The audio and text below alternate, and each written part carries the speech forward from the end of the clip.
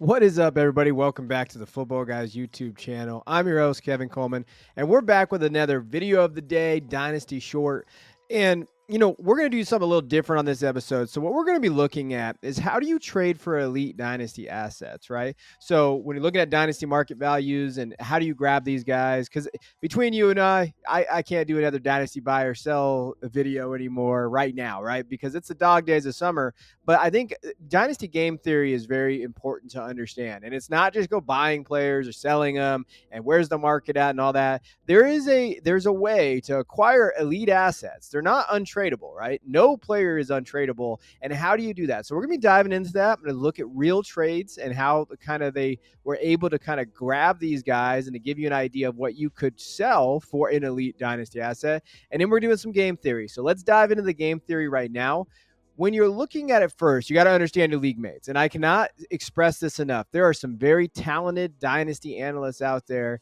And the number one way to know if they're very talented and they know what they're doing in terms of they play dynasty is, do they understand your league mates and the game theory that comes with it? So, for example, if you're in your league, you should be creating profiles for every single manager in your league. You should know them. You need to know. And we're going to be kind of going through what these guys can be. So we'll kind of name them almost.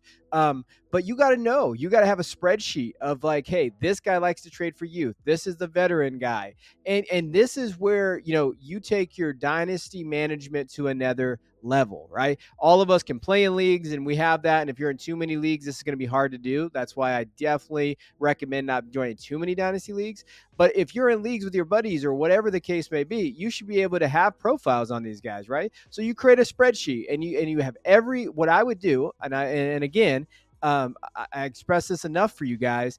Have a spreadsheet and it's easy to create a spreadsheet. Even I can create a spreadsheet, and I'm not a guy like that. And you have your team name, team one.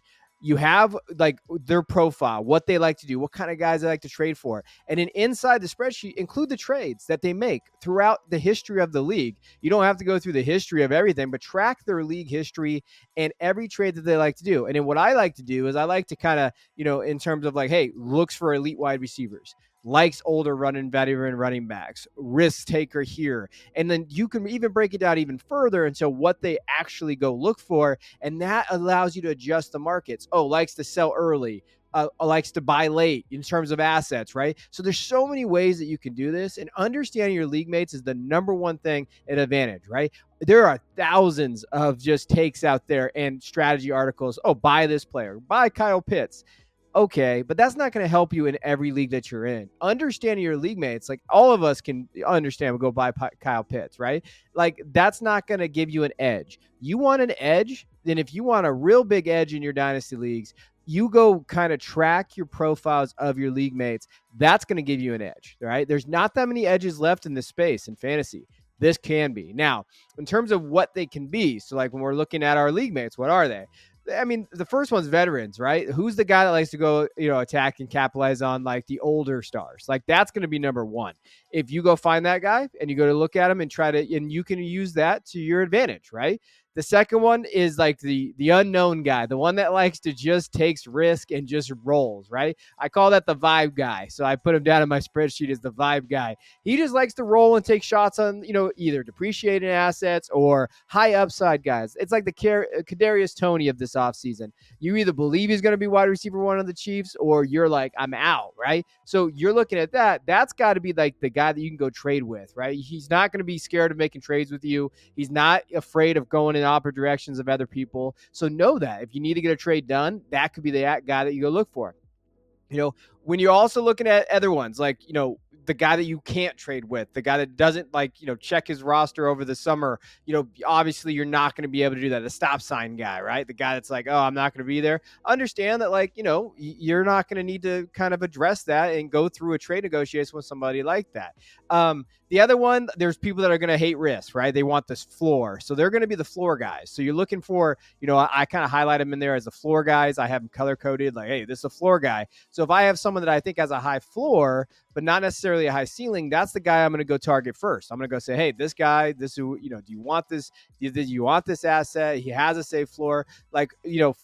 there's tons of assets out there like that don't necessarily have that high ceiling that you're looking for if you're kind of that risk averse manager, right? And then you got to know where the sharks are. You got to know where those guys are. I'm in a league right now drafting. I have a ton of sharks in it, so you have to be very cautious and understand that they're very savvy and go after them. And those are not deals that you can make. And then like the newbies, the orphan guys that come in and grab an orphan and they want to make a move really quick to kind of shake up the league. All right, those are guys to understand too and go grab and kind of extract value. So I highly recommend tracking your league mates. And over time, they evolve too. So understanding that. And then, like I've told you before on dynastydaddy.com, you can kind of rate what those teams are. So as you go, you rate their teams throughout the offseason and you can see where they're at. Like those are just good examples there. Now, what I want to go through with you now towards the end of this video, we're going to go through each position and look at 2 assets per position besides the tight ends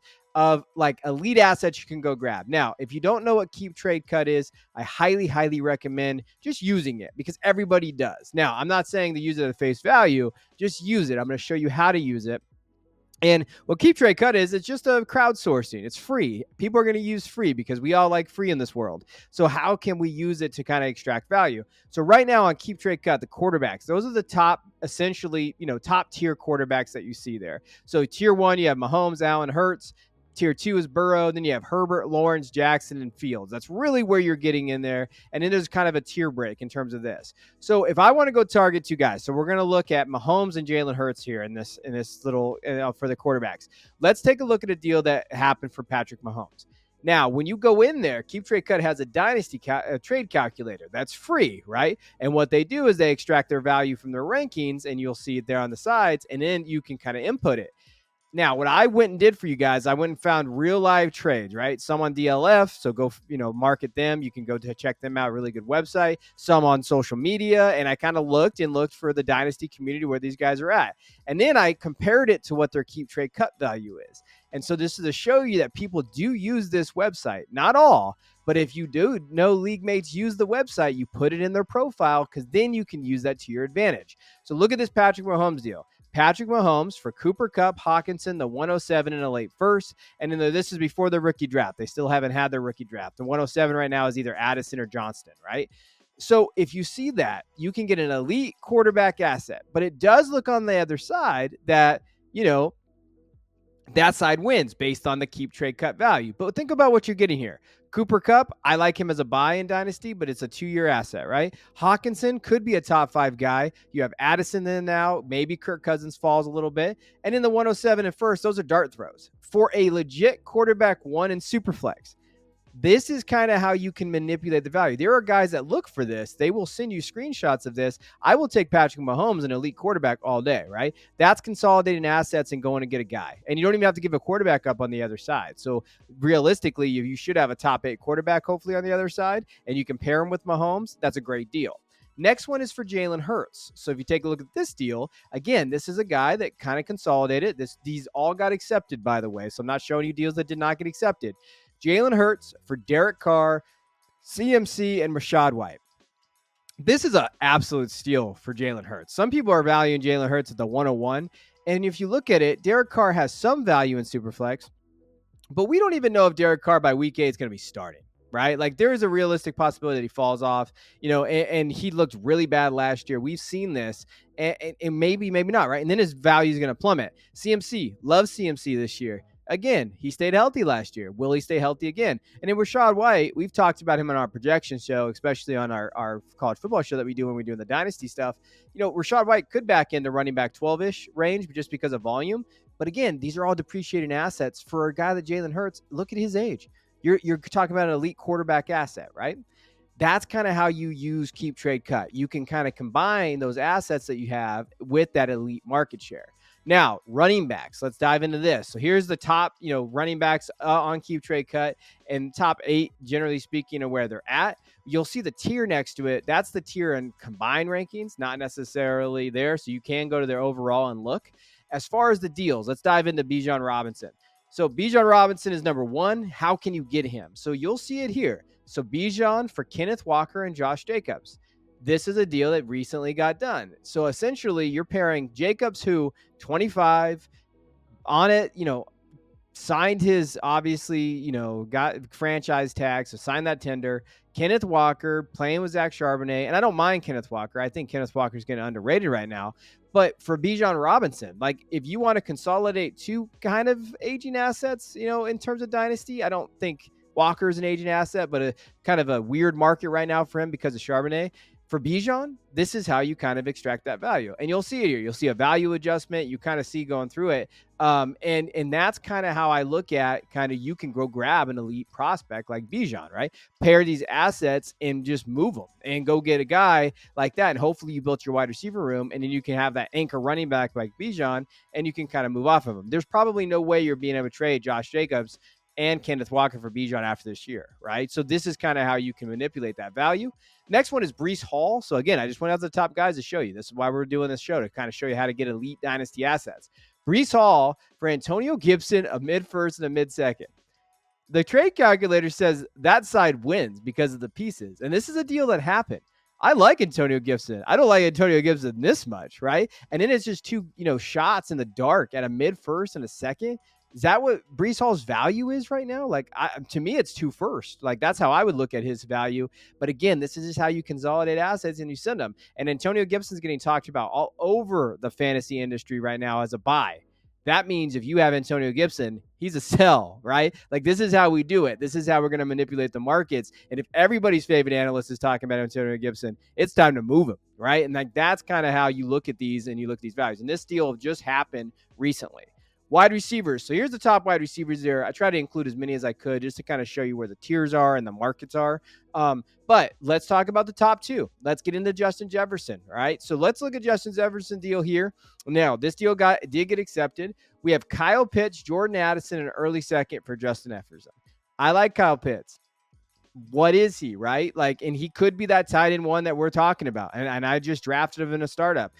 Jordan Addison is the wide receiver 2 with Justin Jefferson. And an early second to me means nothing to me next year. Not right now with the market the way it is and just what I know with the 24 class. So really, like, you're getting a lead asset like Jefferson for those two guys. Now, this was definitely a buy-in on Pitts in a tight end premium league, I'm sure. So 1.5, so not a huge tight end premium league. I'm still taking the elite Justin Jefferson asset as 24 years old. You could still build around Justin Jefferson even on a rebuild, right? On a retool or whatever the case that you're doing there. So this is, again, it's close enough for this guy. There is absolutely no chance I'm trading Justin Jefferson without getting a first back. No chance, right? I don't hate Addison, Pitts, in a first. That's not necessarily one where I'm at, but an early mid-second or whatever the case may be, I'm not in on that. And you're giving up Jefferson, who could have another elite year to where that second is not early second, right? That's the trick with trying to trade those picks. Now, let's get into Jamar Chase. So Jamar Chase, now this was one of those big boy deals with like veterans. Jamar Chase, Cade Otton, a mid-first and a mid-second. Over on the other side for Eckler, Jacobs, Adams, and Lockett. Smash the Chase side on this side, right? You're getting a mid-first and Chase back for basically 4 depreciated assets. Tyler Lockett's value is going to probably bottom out after this year, if not in the middle of the year. Devontae is not a player I want to buy in Dynasty right now with his age, where he's at. I'd rather take a shot on like Cooper Kupp in that tier. Josh Jacobs, again, we just mentioned him. And then Eckler. All these guys are old depreciated assets, and you get Jamar in a first. I have a feeling that that's a rebuilding side, and I love that rebuild kind of area. You get Chase in a first. Chase is the perfect target to go build around with the rebuild. Don't just go get first, right? Go get a guy like Chase, and then you can have that elite dynasty asset you build around for the next 3 years. Perfect trade here. But this just goes to show you, again, kind of where you can manipulate the market value. And then the last guy that we're going to look at is keep trade cut for tight ends. Tight ends are tough right now in the market. You're looking at the top tight ends there. You see a bunch of rookies in there, right? 3 rookies in terms of where the values are. I'm just going to look at Mark Andrews because he's getting valued as the tight end 1, and we've talked about Pitts enough. Mark Andrews from this deal for Jerry Jeudy and Jameson Williams. And it's a smash on the Jeudy and Williams side for the value, right? So, the keep trade cut market. Man, Jameson Williams has not gotten on the field yet, right? He was not good last year when he was out there. They kind of was slow, and then he decided to bet on, training camp, or excuse me, when he was in the facility, right? So he's not even going to be there for the first 6 games. Jerry Jeudy's one of those guys that we've talked about for a long time in dynasty kind of marketplaces. But what is Jerry Jeudy, right? Like, he could be the wide receiver one on the Broncos, but Russell Wilson was bad last year. And then you get a guy like Andrews, who I wrote a spotlight for football guys on Lamar Jackson. But if you go check it out, that offense is perfectly built for Mark Andrews. So again, you have these guys who are probably your wide receivers 4 and 5 if you built a team recently, right? If you hadn't, then you got to look at the value a little bit more. For an elite tight end one for the next 2 years in that offense, I'm probably signing up on the Andrews side, but this is kind of how the value works. Now, some final thoughts, and then we'll get you out of here. Consolidate your assets, right? Like I've been talking about. I've talked about in my last video about how to rebuild or retool. Collect 3 or 4 of these wide receiver 3s and 4s and the running back 2s, and then go get up in that next tier, right? So go look at your tiers, go dive into it, go look at the rankings, football guy rankings, my rankings up there. Find those tiers and see how you can tier up. Understand your league mates is essential. It is the most important thing you can do. Go do it right now. I will help you with it. Find me on social media. Let's dive into it. Hey, I want to understand this league mate. And it takes a little bit of effort, but it's a lot of fun to kind of dive into it.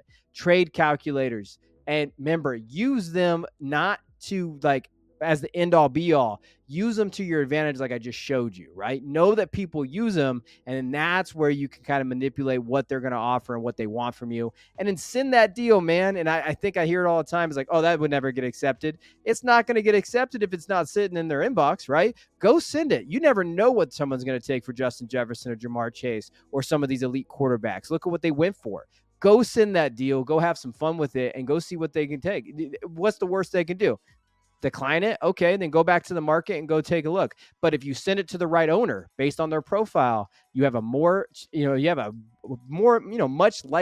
likely higher chance to actually get that thing accepted. So go take that, go send it. Don't be afraid to send that thing. So I appreciate you guys tuning in. I know it was a little longer than usual. I hope this helps. Let me know in the comments if this helps, if this is the kind of content that you guys are looking for. I will check you guys next time.